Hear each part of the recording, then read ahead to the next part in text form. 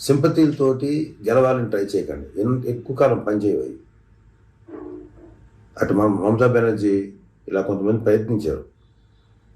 కొంతమంది వర్కౌట్ అయింది, కొంతమంది వర్కౌట్ కాల. సింపతి వద్దు. మీ వైఎస్ఆర్సీపీ ప్రభుత్వం ఉన్నంతసేపు అన్ని సింపతి డ్రామాలతోనే మీరు ఇంతకాలం గెలుచుకుంటూ వచ్చారు. జనాలతో కళ్ళు తెరిచారు. మా జీవితాలకి నీవే సింపతి చూపించి మా జీవితాలు నాశనం చేసుకోలేవు. ఖచ్చితంగా మీరు ఎన్ని సింపతిలు చూపించినా, ఎన్ని డ్రామాలు ఆడినా మీ వైసీపీ ప్రభుత్వం, మీ వాళ్ళు ఎంత గొంతు చించుకొని వచ్చిన వైసీపీ వాళ్ళు ప్రజలు రియలైజ్ అయ్యారు.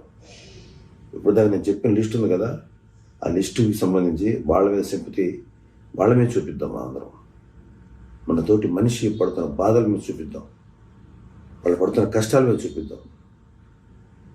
వీళ్ళ వైసీపీ దమన నీతికి బలైపోయినటువంటి ఎంతోమంది అమాయకురాలు వాళ్ళ మీద చూపిద్దాం. మాయమైపోయిన 30,000 మంది మహిళల మీద చూపిద్దాం సింపతి. చిన్న దెబ్బ తగిలితే అచ్చిపోయి వద్దు, డ్రామాలు పులుసు చెప్పడం,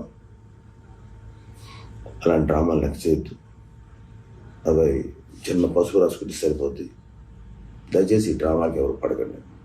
అఫ్కోర్స్ ఎవరు పడలేదనుకోండి, ఒకటి గుర్తుపెట్టుకోవాలి వైసీపీ వాళ్ళు, మీరు ఎన్ని డ్రామాలు చేసినా రేపు రాబోయేది జనసేన, టీడీపీ, బీజేపీ కూటమి.